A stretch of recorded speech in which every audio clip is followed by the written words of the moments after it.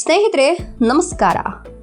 ಬೆಂಗಳೂರಿನಲ್ಲಿ ನೀವು ನನಗೆ ಐಟಿ ಹಬ್ಗಳ ಗಲಾಟೆ ಬೇಡ, ಪಬ್ಗಳ ಅಬ್ಬರ ಬೇಡ, ನಮ್ಮ ಹಳೆಯ ಬೆಂಗಳೂರಿನ ಅಪ್ಪಟ ಸೊಗಡು ಮತ್ತು ಶಾಂತಿ ಬೇಕು ಅಂತ ಹುಡುಕಾಟ ನಡೆಸ್ತಿದ್ರೆ ನಿಮ್ಮ ಹುಡುಕಾಟಕ್ಕೆ ಸಿಗೋ ಒಂದು ಪರ್ಫೆಕ್ಟ್ ಉತ್ತರ ನಮ್ಮ ಹೆಮ್ಮೆಯ ಶ್ರೀನಗರ. ಬಸವನಗುಡಿಯ ಗಾಂಭೀರ್ಯ ಮತ್ತು ಹನುಮಂತನಗರದ ಭಕ್ತಿಯ ಮುಂದುವರಿದ ಭಾಗದಂತಿರುವ ಈ ಏರಿಯಾ ದಕ್ಷಿಣ ಬೆಂಗಳೂರಿನ ಸಾಂಸ್ಕೃತಿಕ ಕಿರೀಟವಿದ್ದಂತೆ. ಇಲ್ಲಿ ಆಧುನಿಕತೆಯ ಆರ್ಭಟ ಇಲ್ಲ, ಆದರೆ ಇಲ್ಲಿನ ಪ್ರತಿಯೊಂದು ಮನೆಯಲ್ಲೂ ನೆಮ್ಮದಿ, ಶಿಸ್ತು ಮತ್ತು ಅಪ್ಪಟ ಕನ್ನಡದ ಪ್ರೀತಿ ತುಂಬಿ ತುಳುಕ್ತಿದೆ. ಇದು ಹಳೆ ಮೈಸೂರಿನ ನೆನಪು ತರಿಸುತ್ತದೆ. ಬೆಂಗಳೂರಿನ ನಡು ರಸ್ತೆಯಲ್ಲಿ ಊಟಿಯ ಅನುಭವ ನೀಡುವ ಬೆಟ್ಟದ ಊರು ಶ್ರೀನಗರಕ್ಕೆ ನೀವು ಒಮ್ಮೆ ಎಂಟ್ರಿ ಕೊಟ್ರೆ ಸಾಕು, ನಿಮಗೆ ಇದು ಬೆಂಗಳೂರ ಅಥವಾ ಯಾವುದೋ ಗಿರಿಧಾಮಾನ ಅನ್ನೋ ಡೌಟ್ ಬರೋದು ಗ್ಯಾರಂಟಿ. ಯಾಕಂದ್ರೆ ಇಲ್ಲಿನ ರಸ್ತೆಗಳು ಸಮತಟ್ಟಾಗಿಲ್ಲ, ಬದಲಿಗೆ ರೋಲರ್ ಕೋಸ್ಟರ್ ತರಹ ಏರುಪೇರಾಗಿವೆ. ಈ ವಿಶಿಷ್ಟವಾದ ಭೌಗೋಳಿಕ ವಿಶೇಷತೆಯಿಂದಾಗಿಯೇ ಸುಡಿ ಬಿಸಿಲಿನಲ್ಲೂ ಇಲ್ಲಿ ತಂಪಾದ ಗಾಳಿ ಬೀಸ್ತಿರ್ತದೆ. ಮತ್ತು ಮೇಲಿನ ರಸ್ತೆಯಿಂದ ನೋಡಿದ್ರೆ ಕೆಳಗಿನ ಬೆಂಗಳೂರಿನ ದೃಶ್ಯ ಕಣ್ಣಿಗೆ ಹಬ್ಬದಂತೆ ಕಾಣ್ತದೆ. ಅಪ್ಪಟ ಕನ್ನಡದ ಕಸ್ತೂರಿ ಘಮಲು ಮತ್ತು ಸಾಹಿತ್ಯದ ತವರು. ಇಂದಿರಾನಗರ ಅಥವಾ ಕೋರಮಂಗಲದಲ್ಲಿ ಇಂಗ್ಲಿಷ್ ಹಾವಳಿ ಇದ್ರೆ, ಶ್ರೀನಗರದಲ್ಲಿ ಇಂದಿಗೂ ಅಚ್ಚ ಕನ್ನಡದ ದರ್ಬಾರ್ ಜೋರಾಗಿಯೇ ನಡೀತದೆ.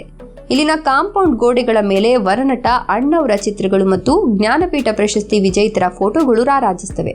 ಎಷ್ಟೋ ಪ್ರಸಿದ್ಧ ಕವಿಗಳು, ಹಿರಿಯ ಸಾಹಿತಿಗಳು ಮತ್ತು ರಂಗಭೂಮಿ ಕಲಾವಿದರು ಶ್ರೀನಗರದ ಈ ಶಾಂತ ಮತ್ತು ಸ್ಫೂರ್ತಿದಾಯಕ ವಾತಾವರಣಕ್ಕೆ ಮನಸೋತು ಇಲ್ಲೇ ಖಾಯಮಾಗಿ ನೆಲೆಸಿದ್ದಾರೆ. ಗಣೇಶ ಹಬ್ಬವಾಗ್ಲಿ ಅಥವಾ ರಾಜ್ಯೋತ್ಸವವಾಗ್ಲಿ, ಇಲ್ಲಿನ ಜನ ಜಾತಿ ಭೇದ ಮರೆತು ಒಂದೇ ಕುಟುಂಬದವರಂತೆ ಬೀದಿಗಿಳಿದು ಸಂಭ್ರಮಿಸೋದನ್ನ ನೋಡೋದೇ ಕಣ್ಣಿಗೆ ಒಂದು ದೊಡ್ಡ ಹಬ್ಬ. ಸೀತಾ ಸರ್ಕಲ್ ಶ್ರೀನಗರದ ಜೀವನಾಡಿ ಮತ್ತು ವ್ಯಾಪಾರ ಕೇಂದ್ರ. ಶ್ರೀನಗರದ ಲೈಫ್ ಲೈನ್ ಯಾವುದು ಅಂತ ಕೇಳಿದ್ರೆ ಪ್ರತಿಯೊಬ್ಬರು ಬೆರಳು ಮಾಡಿ ತೋರಿಸೋದು ಇಲ್ಲಿನ ಬಸ್ ಸ್ಟ್ಯಾಂಡ್ ಮತ್ತು ಐತಿಹಾಸಿಕ ಸೀತಾ ಸರ್ಕಲ್ ಕಡೆಗೆ. ಮೆಜೆಸ್ಟಿಕ್, ಯಾರ್ ಮಾರ್ಕೆಟ್ ಅಥವಾ ಸಿಟಿ ಸೆಂಟರ್ಗೆ ಹೋಗುವ ಸಾವಿರಾರು ಜನರಿಗೆ ಶ್ರೀನಗರ ಬಸ್ ಸ್ಟ್ಯಾಂಡ್ ಒಂದು ಪ್ರಮುಖವಾದ ಸಂಪರ್ಕ ಸೇತುವೆಯಾಗಿದೆ. ಇಲ್ಲಿನ ಪ್ರಸಿದ್ಧ 50 ಅಡಿ ರಸ್ತೆ ಮತ್ತು 80 ಅಡಿ ರಸ್ತೆಗಳು ಸಂಜೆ ಆಗ್ತಿದ್ದಂಗೆ ಶಾಪಿಂಗ್ ಮಾಡೋರಿಂದ ಹಿಡಿದು ಹರಟೆ ಹೊಡೆಯೋರಿಂದ ತುಂಬಿ ಹೋಗ್ತವೆ. ಬಟ್ಟೆ ಅಂಗಡಿಯಿಂದ ಹಿಡಿದು ಪಾತ್ರೆ ಅಂಗಡಿಯವರೆಗೂ ಇಲ್ಲಿ ಎಲ್ಲವೂ ಸಿಗುತ್ತೆ. ಸುಮ್ಮನೆ ವಾಕ್ ಮಾಡೋರಿಗೆ ಇದು ಅಚ್ಚುಮೆಚ್ಚಿನ ತಾಣ. ಬಾಯಲ್ಲಿ ನೀರಿರಿಸುವ ಬೇಕರಿ ತಿನಿಸು ಮತ್ತು ಫಿಲ್ಟರ್ ಕಾಫಿ. ಶ್ರೀನಗರಕ್ಕೆ ಬಂದು ಇಲ್ಲಿನ ಒರಿಜಿನಲ್ ಬೇಕರಿ ಐಟಮ್ ಟೇಸ್ಟ್ ಮಾಡಿಲ್ಲ ಅಂದ್ರೆ ವೇಸ್ಟ್ ಅನ್ಕೊಳ್ಳಿ. ಇಲ್ಲಿನ ಗಲ್ಲಿಗಳಲ್ಲಿ ಹಳೆಯ ಕಾಲದ ಅಯ್ಯಂಗರ್ ಬೇಕರಿಗಳ ಪರಾಕಾಷ್ಠೆಯೇ ಇದೆ. ಅಲ್ಲಿನ ಫ್ರೆಶ್ ಖಾರ ಬನ್ ಮತ್ತು ಹನಿ ಕೇಕ್ ವಾಸನೆ ನಿಮ್ಮನ್ನ ಸುಮ್ಮನೆ ಹೋಗೋಕ್ ಬಿಡಲ್ಲ.